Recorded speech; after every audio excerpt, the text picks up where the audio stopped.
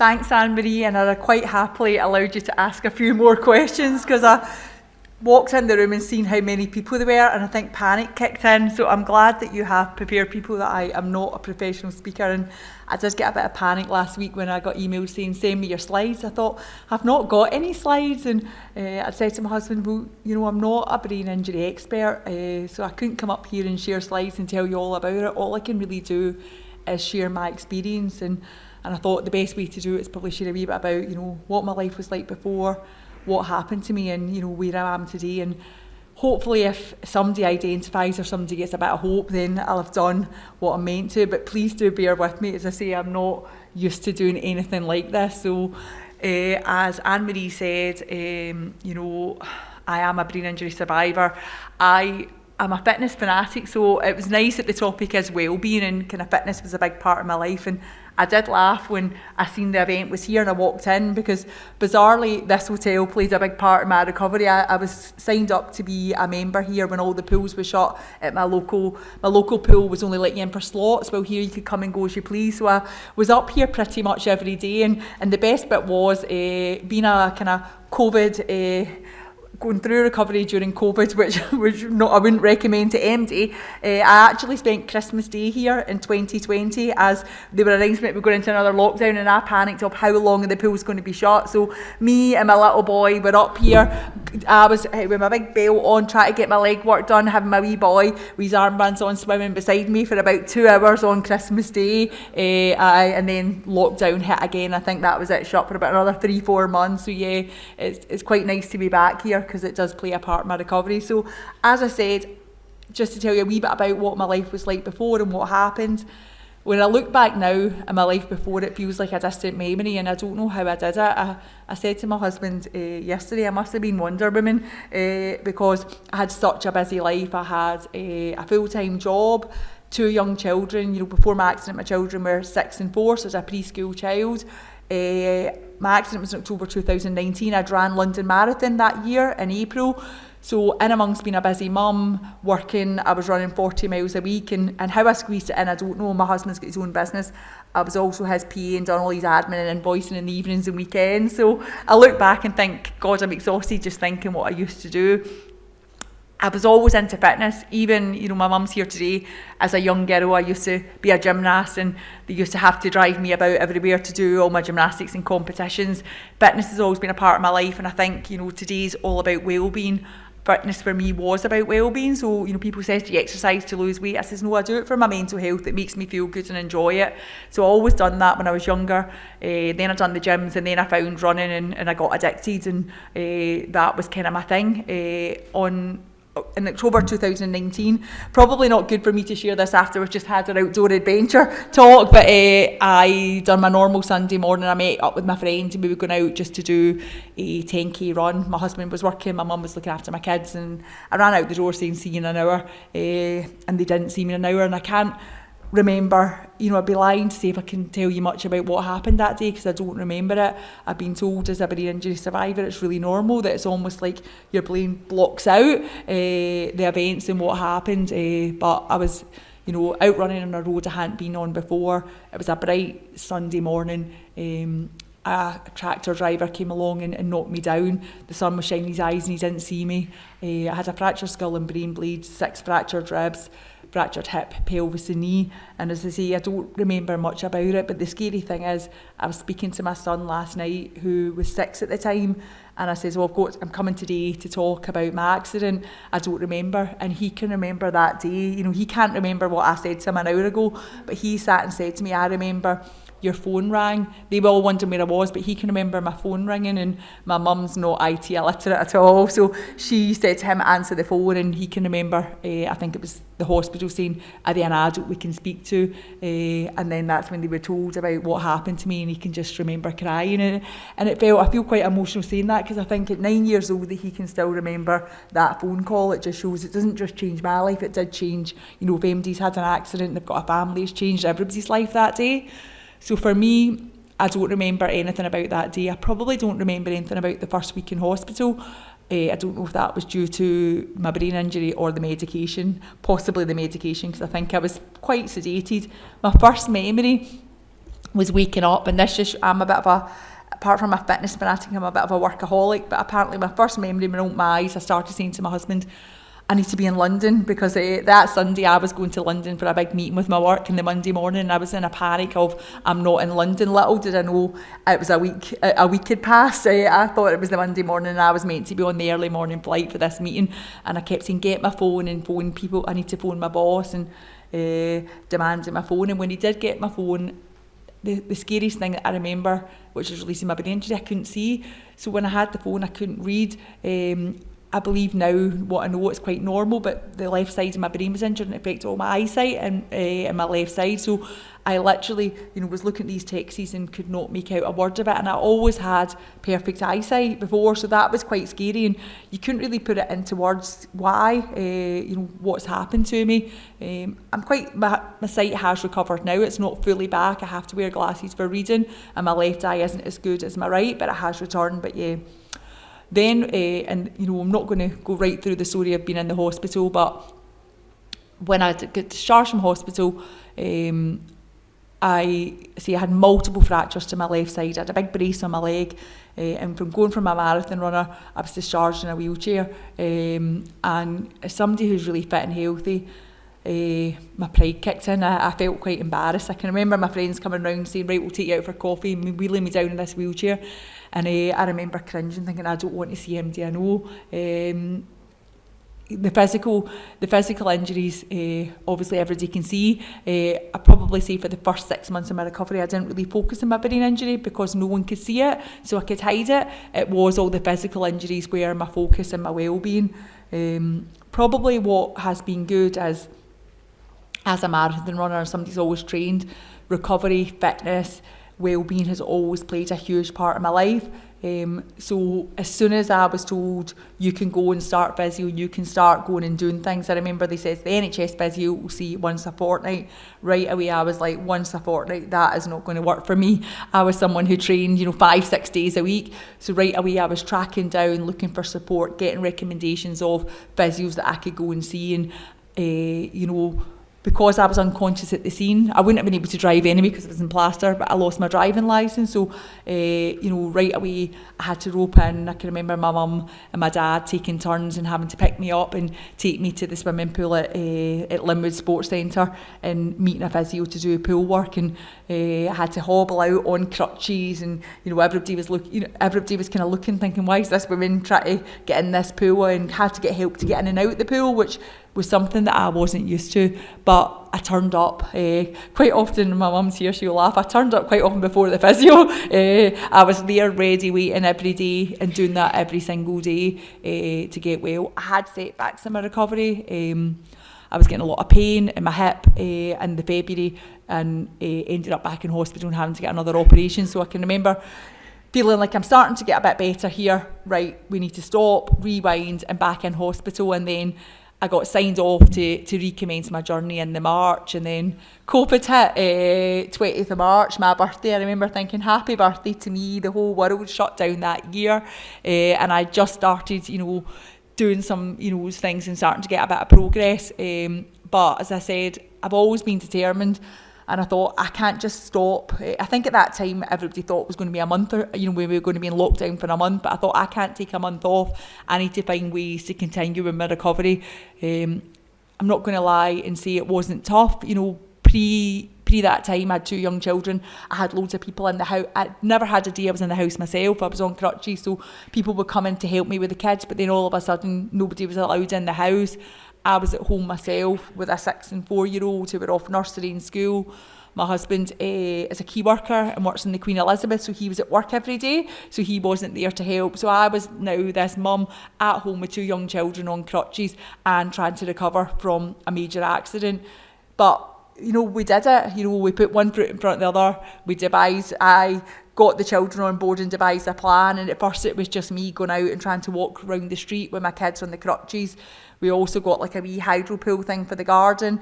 It was a lovely sunny year that year. Everybody remembers lockdown, so I had the kids out in their swimming shorts and we're in this pool, and I'm trying to do my leg exercises because I couldn't even get my knee to 90 degrees in and out of a car. So I was in this wee hydro pool with kids jumping about, trying to recover.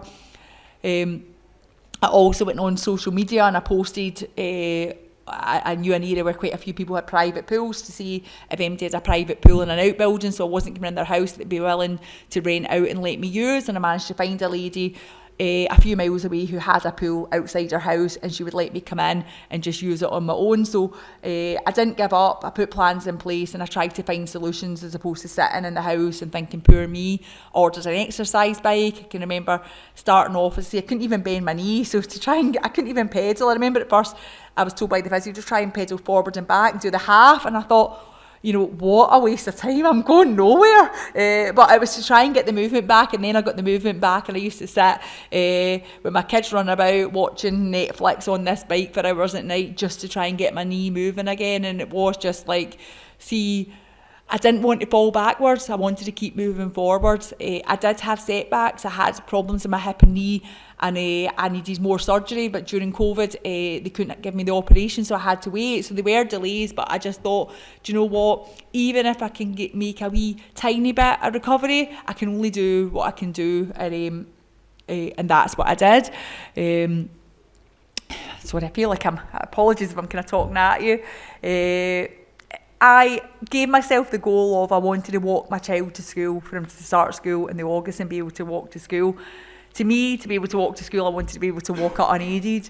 I didn't meet that goal. I'm not sharing that to demotivate people. I'm just sharing it to say that's where it was. So what I probably realise is if someone is going through a recovery programme, sometimes it's like having realistic goals or setting goals, and if you don't meet them, try and not beat yourself up, because that's what I did.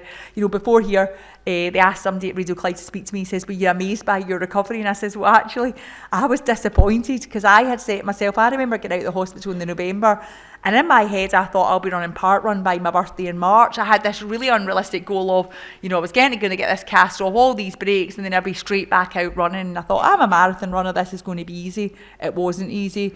I can put my hands on heart and say, training for the London Marathon was easier than learning to walk again. And you think such a basic thing as learning to walk again would be easy. It certainly wasn't my experience. I had so many setbacks, but what I had to learn is it's a setback. It's like, don't give up, right? What can I do? What can I change? Where do I need to go now to get back on track? So I set myself the goal to walk my wee boy to school, and that was my goal.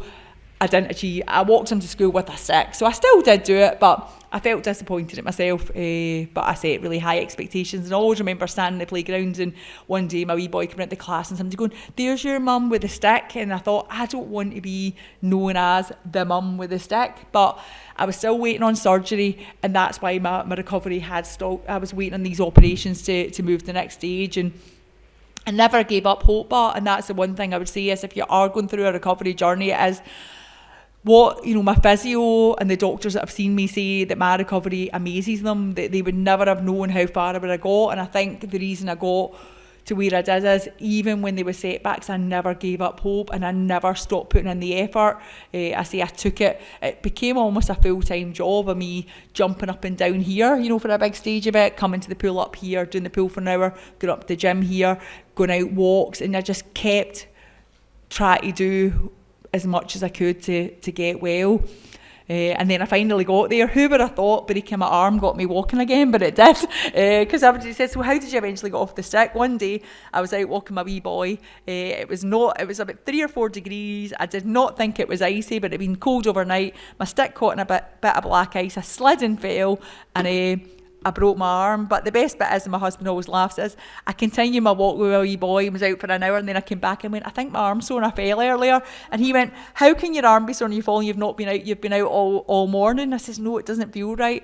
And he was laughing, thinking there was nothing wrong with it. I went to the hospital, I broke it. I think I was so used to breaks that it didn't faze me. But when I broke my arm, it was the arm that I used my stick that I broke, so I had no choice but not to. So although my physio, everybody says you need to keep using a stick to learn to walk, I didn't have a hand to use the stick. So then, who would have thought that by breaking my arm, I had to start walking unaided? And okay, I was walking a wee bit to one side and not walking well, but I did it, and every day it just got a bit better. And now, I've not used, it was a great, I felt dead proud the day that I gave my husband all my crutches and sticks to throw in a skip, because it was like, yes, that's them finally gone, because it felt like forever that I was walking about with various tools. So yeah, that is how I eventually got off. I know today event is about brain injuries, and I think because I had so many physical injuries, I didn't really think about my brain injury and people didn't see it, but I do have a brain injury. And to talk about my brain injury, the first thing I noticed was my sight. The second thing I noticed with my brain injury was noise. I've got two young children, boys, and they're absolutely wild. They run about non-stop. So I was always in an environment that was very noisy. And when I was in work, it was all open plan, really noisy, and I just phased it all out and carried on. I can remember when I first got out of hospital, it was I think I got out the Friday and the Saturday, everybody was coming round to see me and thinking, oh, that's lovely, everybody coming round. And after an hour of having a house full of people, I just wanted to go and run away. It was my 2 kids there, my nephew, my mother-in-law, my sister-in-law, and everybody was talking and TVs was going on, and I felt dead overwhelmed, but I didn't know why I felt overwhelmed, if that makes sense. I just thought, what's wrong with me? They're all here to see me, and this just felt too much. And I felt if one person was talking to somebody else, I couldn't filter it out, and I was getting really confused. And that was probably the first thing I thought, oh, there's something else here, and I've got a brain injury. And I was lucky that the lawyers arranged for somebody to come in and assess me my brain injury and give me tips and tools. With my brain injury, it's mainly my visual memory that's been affected. And my husband always laughs because his visual memory's always been crap, excuse the language. Well, I've always been that case of someone, face to name, and I would remember it. I always had a photographic memory and always remember things. Well, now I don't. And every day, what gets me with my visual memory is I'll brush my wee boy's tooth. I'll literally walk out the room and I'll go, did I brush your teeth? And I genuinely won't know if I've done it. And it sounds crazy, and even now 3 years on I still don't. And he's dead fly. Some days he'll say I have done it when I haven't because he doesn't want me to brush his teeth. He'll regret that when he's older and they're all falling out. But it was my visual memory was the big one that went. And I think for me, going back to work, that's what I worried about, is how am I going to cope, because I work as a recruitment manager. I deal with senior stakeholders across the UK. Now, pre-my accident, we never had Teams. Now I've never seen people so much, but people will just phone me and say hi and expect me to know who they are. Well, my brain takes that wee bit longer to engage. So, I've got tips about how to cope with that. A lot of them I knew. For me, I have to have to-do lists. I live and die off my to-do list, and I have to cross-check, double-check everything. At my work, they asked about reasonable adjustments. I think for me, and I'm not recommending this to people, I probably make the adjustments as opposed to my work, so I know I'm a bit slower. So I'll maybe beat myself up for being a bit slower than other people, so I might log on for an hour or two at night to catch up if I wouldn't have got things done during the day. If I do go in the office and there's a lot of noise, I find it harder to filter out. So I have, last week, I made the decision that I'm going to put in a home worker request so that I only need to go in the office as and when there's meetings, as opposed to going in twice a week, because I just find if I'm in the office and there's lots of noise, I am less productive. I know a lot of people, from what I've heard with brain injury, say the same thing, that it's just noise is the big one for me. So I'm trying to put things in place, but what I can say is, and I'm looking at the time and I'm sorry if I've rambled, is if people are on the recovery journey, well-being, put yourself first, put your well-being first. The reality is no one can do it for you. The physio can tell you what to do, but no one can do it for you. You need to do it and put in the work. And my experience was I put in the work. I had setbacks, but I picked myself up every time and I carried on putting in the work. And as a result, I can walk again. I've been back doing I don't think I'll ever run a marathon again, and that's the truth. Would I try? Probably. Would my physio strike me off if I said that? Yes. But I've had to find different well-being. For me, for well-being, physical fitness is a big thing, but I've had to find other things to do. So, I don't run, but I joined a gym. I do spin. It's not a lot of impact to my hip and my knee. It works for me. I do various classes like body pump and different things, and I've met a group of people at the gym that I can relate to, talk to, get a bit of exercise and chat and friendship. Because for me, when I did running, it was about running, but I had all my friends were runners. We just went out on a Sunday morning, we ran, we chat, and you would go out with the weight of the world on your shoulders. You would just de-stress, share it all, and come back in feeling better. So I've tried to find other things I can do. The guy before me spoke about getting outdoors. I took I'll take my wee boys out on their bike and maybe cycle 10 miles, get an ice cream, cycle back and get out in the fresh air and just keep doing things that I can do. And I try not compare my life now to what my old life was like, because it is different, and that's the reality. But is my life today, is it good? Yes, it is. It is different. Where, there is, with a brain injury, where the biggest challenge that I have, because I can't say it's all easy, is I can go from 0 to 10 very quickly. And if MD in here's got a brain injury, hopefully they know what I mean. So, my kids aren't behaving, I'll be like, right, stop that. Then I'll say, second time, stop that. And then I'll be like, and explode. I've not got a lot of patience. So that's something that, so why I share that is I need to continue to work on things, and I need to continue to try and use tools. But have things improved? Yes.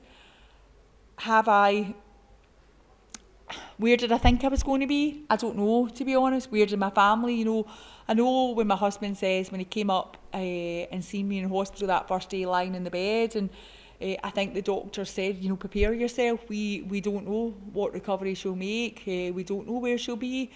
If they could see me now, they probably think I've done a good job. There's probably things that I might have been able to do better, but but that's okay.